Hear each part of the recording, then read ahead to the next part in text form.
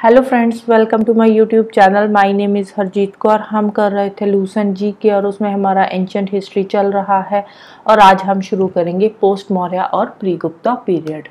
तो मौर्य जो पीरियड था उसमें हमने देखा था कि जो लास्ट सक्सेसफुल रूलर था वो था अशोका। अशोका की डेथ के बाद जो मौर्यन डायनेस्टी थी वो धीरे धीरे डिक्लाइन करने लगी थी। क्यों? क्योंकि अशोका के बाद जितने भी रूलर आए थे वो बहुत ही वीक रूलर्स थे। तो जब मौर्यन डायनेस्टी डिक्लाइन करी तो उसके बाद वाला जो पीरियड है उसको पोस्ट मौर्य या प्री गुप्ता पीरियड हम बोलते हैं। इस पीरियड में कुछ आए थे नेटिव सक्सेसर्स मौर्य के और कुछ आए थे फॉरेन सक्सेसर्स। आज के लेक्चर में हम नेटिव सक्सेसर्स के बारे में पढ़ेंगे। इसमें सबसे पहले आती है शुंगा डायनेस्टी, जिसका टाइम पीरियड था 185 बीसी से लेकर 73 बीसी तक का। इसकी कैपिटल थी विदिशा, जो कि एमपी में पड़ती है। शुंगा डायनेस्टी बनाई किसने थी? शुंगा डायनेस्टी स्टैब्लिश करी थी पुष्यमित्रा शुंगा ने। पुष्यमित्रा शुंगा जो लास्ट मौर्यन रूलर बृहद्रथ थे उसके ही एक ब्राह्मण कमांडर इन चीफ थे। तो पुष्यमित्रा शुंगा जो थे वो ऑर्थोडॉक्स हिंदू थे, बहुत ही लॉयल हिंदू थे। वो अपने हिंदू धर्म के लिए बहुत ही लॉयल थे और ऑर्थोडॉक्स भी थे साथ ही साथ। तो शुंगा का जो टाइम पीरियड था, उनके टाइम पीरियड में बहुत सारे बुद्धिस्ट स्तूपा बने थे। कहाँ पे बना था? बहरूत एमपी में एक जो फेमस बुद्धिस्ट स्तूपा है वो शुंगा के टाइम पीरियड में ही बना था। पुष्यमित्रा के बाद आया था उनका बेटा अग्निमित्रा। जो अग्निमित्रा है वो कालिदास के एक ड्रामा मालविक अग्निमित्रा का हीरो भी रह चुका है। अग्निमित्रा के बाद बहुत सारे वीक रूलर्स आए शुंगा डायनेस्टी के, जैसे कि वासुमित्रा हो गया, वज्रमित्रा हो गया, भागभद्रा हो गया, देवभूति। तो इनके चलते हुए ये सारे के सारे वीक रूलर थे, इसीलिए धीरे धीरे करते करते जो शुंगा डायनेस्टी थी वो डिक्लाइन हो गई, वो खत्म हो गई। तो इनके जो शुंगा डायनेस्टी थे, शुंगा के टाइम पीरियड में ब्राह्मणिकल इन्फ्लुएंस फिर से रिवाइव हुआ था और साथ ही भगवता रिलीजन वो भी इस टाइम पे थोड़ा इंपॉर्टेंट हो गया था। पतंजलि जो कि महाभाष्य का ऑथर है, उनका जन्म कहाँ हुआ था? सेंट्रल इंडिया में हुआ था। और जो पतंजलि है, पतंजलि जब पुष्यमित्रा शुंगा ने अश्वमेधा याजना परफॉर्म करी थी, 2 अश्वमेधा याजना परफॉर्म करी थी, उस टाइम पे उन्होंने पतंजलि को एज अ प्रीस्ट अपने अश्वमेधा याजना में लिया था। अश्वमेधा याजना में जो प्रीस्ट था वो कौन था? पतंजलि था, पुष्यमित्रा शुंगा की याजना में। अगर हम आर्ट्स की बात करें तो आर्ट्स में जो बहरूत स्तूपा अभी अभी हमने पढ़ा है, तो बहरूत स्तूपा शुंगा पीरियड के टाइम का ही बना हुआ है और उस टाइम पीरियड की ये सबसे फेमस मॉन्यूमेंट है।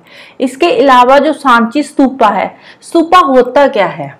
स्तूपा होता है कोई भी जब हम रिलीजियस मॉन्यूमेंट बनाते हैं तो उसके ऊपर हम एक गोल गोल गुंबद सा बना देते हैं। आपने देखा होगा टेंपल के ऊपर भी बना होता है, गुरुद्वारा है उसके ऊपर भी बना होता है, मॉस्क के ऊपर भी।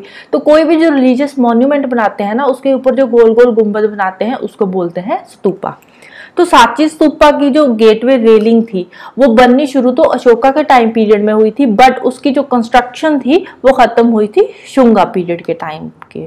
तो इसके अलावा और शुंगा आर्ट की एग्जांपल्स होगी, विहारा होगी, चैत्या होगी। विहारा चैत्या क्या होता है? विहारा होता है जो बुद्धिस्ट मोनेस्ट्रीज होती है उसको बोलते हैं विहारा, और चैत्या होता है जो प्रेयर हॉल होता है। एक बहुत बड़ा हॉल होता है जिसमें प्रेयर्स वगैरह होती है ना, और रिलीजियस कोई भी काम होते हैं तो उसको बोलते हैं चैत्या। तो शुंगा पीरियड के टाइम पे बहुत सारे विहारास बनाए गए, चैत्यास बनाए गए, स्तूपा बनाए गए, पूर्णा में बनाए गए थे। अमरावती स्तूपा एक फेमस है, नासिक चैत्या फेमस है। तो ये सारे जो आर्ट के काम थे ये शुंगा पीरियड पे ही हुए थे। इसके बाद आई कैनवा डायनेस्टी। कैनवा डायनेस्टी का टाइम पीरियड था 73 बीसी से लेकर 28 बीसी तक का। इसकी कैपिटल थी पाटलिपुत्र। तो 73 बीसी में क्या हुआ था? जो देवाभूति था, लास्ट शुंगा रूलर था देवाभूति, हमने अभी भी पढ़ा ना। तो देवाभूति के खुद के मिनिस्टर वासुदेव ने ही मार दिया। उसने मार कर देवाभूति को वासुदेव खुद गद्दी पे बैठ गया और फिर वासुदेव ने कण्वा डायनेस्टी फाउंड करी थी।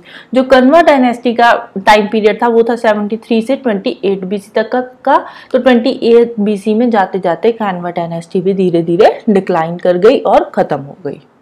फिर आती है सतवाना डायनेस्टी। सतवाना डायनेस्टी का टाइम पीरियड है 60 बीसी से लेकर 225 एडी तक का है। इसका टाइम पीरियड एडी में आ जाता है। तो इसकी कैपिटल क्या थी? प्रतिस्तना और पाइथान, जो कि महाराष्ट्र में पड़ती है। तो जो इसके मोस्ट इंपॉर्टेंट नेटिव सक्सेसर थे मौर्यस के, जो मौर्यस के नेटिव सक्सेसर्स थे वो डेक्कन और सेंट्रल इंडिया के जो थे वो उनको बोलते हैं सतवाहनास। तो उन्हीं के नाम से इसका नाम पड़ा है सतवाहना डायनेस्टी।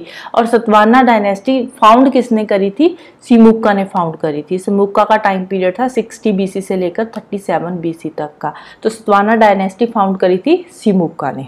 तो ये वाले जो सतवाहनास है ना, ये वही सतवाहना है जो पहले आंध्रा में, जो पुराण्स में मेंशन किए हुए हैं आंध्रा वाले सतवाहनास, ये वही वाले सतवाहनास है। जो अर्ली सतवाहना किंग्स है वो पहले आंध्रा में नहीं हुआ करते थे, वो पहले महाराष्ट्र में ही होते थे। ये हमें पता चलता है अर्ली इंस्क्रिप्शन से कि सबसे पहले सतवाहनास महाराष्ट्र में आए थे, फिर आंध्रा में आए थे। बट पुराण्स में मेंशन है कि आंध्रा में सतवाहनास होते थे। तो सतवाहना डायनेस्टी सिमुक्का ने फाउंड करी थी। तो सतवाहना का जो थर्ड रूलर था उसका नाम था सताकर्णी वन। तो सताकर्णी वन जो था उसने बहुत सारी लड़ाइयां लड़ी, बहुत सारे कॉन्क्वेस्ट करे। तो सताकर्णी वन एक पावरफुल रूलर था। इसका जो 17th रूलर था उसका नाम था हाला। अब देखो इसके हम सारे रूलर्स तो याद कर नहीं सकते, तो इसके जो मोस्ट इंपॉर्टेंट रूलर्स है वो यहाँ पे दिए हुए हैं। तो फिर 17th रूलर था इसका हाला। जो हाला था वो गाथा सप्तशती का एक ऑथर था। गाथा सप्तशती इसने लिखी थी, जिसको प्राकृत में बोलते हैं सतसाई। तो इसका ऑथर था हाला। तो हाला के टाइम पीरियड पे ही एक और ऑथर आया था जिसका नाम था गुणाद्या। गुणाद्या ने लिखा था विरहत कथा। ये गुणाद्या ने लिखी थी, प्राकृत में ये लिखी थी। क्यों? क्योंकि उस टाइम पे जो लैंग्वेज थी वो प्राकृत थी। तो जो गौतमीपुत्र सतकर्णी था उसने सतवाहना पावर को फिर से रिवाइव कर दिया था। कैसे रिवाइव करा? जो गौतमीपुत्र सतकर्णी था उसने साका सत्रप नहापता जो था किंग था उसको हरा कर फिर से सतवाहना पावर को रिवाइव कर दिया। 106 से लेकर 130 एडी के बीच में लड़ाई हुई थी। उस लड़ाई में ये जीत गए और सतवाहना पावर फिर से रिवाइव हो गई, जिसके चलते हुए ये वाला जो गौतमीपुत्र सतकर्णी था ये सतवाहना का 23rd रूलर बन गया था। 23rd ग्रेटेस्ट रूलर था, बहुत ही पावरफुल रूलर था ये। फिर 24th रूलर कौन था? वशिष्ठिपुत्र श्री सतकर्णी था इसका 24th रूलर। इसकी शादी हुई थी साका सत्रपता रुद्रदमन की बेटी के साथ, इसकी शादी हुई थी। बट बेटी के साथ शादी करने के बाद भी जो रुद्रदमन थे उन्होंने इनको 2 बार हरा दिया था। तो ये इतना ज्यादा सक्सेसफुल रूलर नहीं था। फिर इसका जो 27th रूलर था याजना श्री सतकर्णी, ये इसका लास्ट ग्रेट रूलर था, लास्ट पावरफुल रूलर था। इसके बाद जो 3 रूलर्स आए थे वो वीक रूलर्स थे, जिसके चलते हुए सतवाहना डायनेस्टी धीरे धीरे डिक्लाइन हो गई थी। तो लास्ट ग्रेट रूलर कौन था? याजना श्री सतकर्णी। ये 27th रूलर था। डायनेस्टी का 27th रूलर था, लास्ट रूलर नहीं था, लास्ट ग्रेट रूलर था ये। फिर 30th रूलर जो लास्ट रूलर था वो था 30th रूलर, उसका नाम था पुलामावी III। तो ये था लास्ट सतवाहना रूलर। तो धीरे धीरे फिर सतवाहना, ये वीक रूलर्स आने की वजह से सतवाहना डायनेस्टी डिक्लाइन कर गई और इसके बाद आ गए इक्ष्वाकुस, जो कि 3rd सेंचुरी एडी में इन्होंने अपनी नई डायनेस्टी बना ली थी और सतवाहना रूल इसके साथ ही खत्म हो गया था।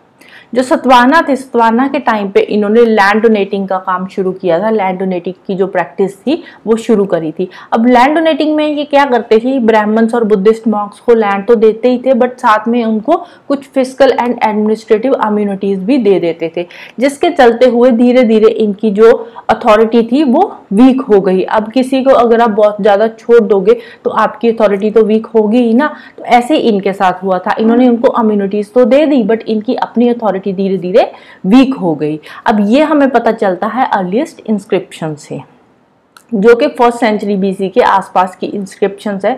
उनसे हमें पता चलता है कि सतवाहना ने जब अपनी अथॉरिटी, जब उनको जो ब्राह्मण्स और बुद्धिस्ट मॉन्क थे उनको कुछ अम्यूनिटीज दे दी, फिजिकल एडमिनिस्ट्रेटिव अम्यूनिटीज दे दी, तो इनकी अथॉरिटी उसकी वजह से वीक हो गई।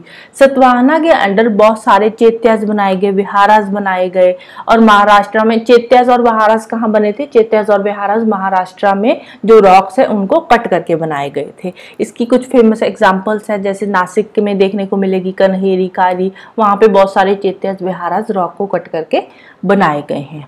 इसके अलावा इलोरा में आप देखोगे बहुत सारे स्तूपास इन्होंने बनाए हुए हैं। स्तूपा क्या होता है? पहले भी मैंने बताया है, यहाँ पे भी लिखा हुआ है, large round structure erected over ए सेक्रेड रेलिक। कोई भी रिलीजियस प्लेस है उसके ऊपर जो गोल गोल स्ट्रक्चर बनाया जाता है उसको बोलते हैं स्तूपा। तो मोस्ट जो फेमस एट्रीब्यूशन है सतवाना पीरियड का वो है अमरावती का स्तूपा हो गया, नागार्जुनी कोंडा का हो गया। तो ये है उस टाइम की फेमस एग्जांपल्स। सतवाना के टाइम पे जो ऑफिशियल लैंग्वेज थी वो थी प्राकृत थी। तो इसके अलावा सतवानाज ने बहुत सारे कॉइन्स भी इशू करे थे, जिसमें से मेनली जो मेजर कॉइन्स होते थे वो लेड के होते थे। इसके अलावा कॉपर और ब्रॉन्ज के भी कुछ कॉइन्स चलते थे उस टाइम पे। फिर नेक्स्ट आती है चेती डायनेस्टी ऑफ कलिंगा। अब हमने देखा था कलिंगा वॉर जब हुई थी अशोका के टाइम पीरियड पे, कलिंगा वॉर के बाद जब अशोका की डेथ हुई तो अशोका का जो भी राज्य था वो सारा टूट गया, सारा बिखर गया। अब अशोका के टाइम पे इसने ऑलमोस्ट पूरे के नॉर्थ इंडिया में और साउथ के कुछ पार्ट्स को इन्होंने इकट्ठा करके रखा हुआ था अशोका ने। बट अशोका की डेथ के बाद जो भी छोटे छोटे प्रोविंसेस थे सारे टूट गए थे। उसके बाद फिर एक नई डायनेस्टी बनी जिसको बोलते हैं चेती डायनेस्टी। ये वाली जो डायनेस्टी थी ये प्रोबेबली 1st सेंचुरी बीसी के आसपास बनी थी। तो इस डायनेस्टी की जो इंफॉर्मेशन है ये हमें मिलती है हाथी गुम्फा इंस्क्रिप्शन से। हाथी गुम्फा इंस्क्रिप्शन किस टाइम की है? ये खारावेला के टाइम की है। खारावेला जो थे वो चेती डायनेस्टी के ही 3rd रूलर थे। खारावेला जो थे वो जैनिज्म को फॉलो करते थे और उन्होंने जैन मॉन्क्स के लिए बहुत सारी केव्स भी बनाई थी, जैन मॉन्क्स के रहने के लिए। उदयगिरी हिल्स में केव्स बनाई थी। उदयगिरी हिल्स पड़ती है भुवनेश्वर इन ओडिशा में। तो उन्होंने जैनिज्म के फॉलोअर थे, इसीलिए उन्होंने जैन मॉन्क्स के लिए रहने के लिए उनके केव्स बनाई थी। Right, so this is all about today. Next हम करेंगे फॉरेन सक्सेसर्स ऑफ मौर्यस। तो जाने से पहले वीडियो को लाइक कर देना, शेयर कर देना और चैनल को सब्सक्राइब कर लेना। Thank you, bye bye and have a nice day.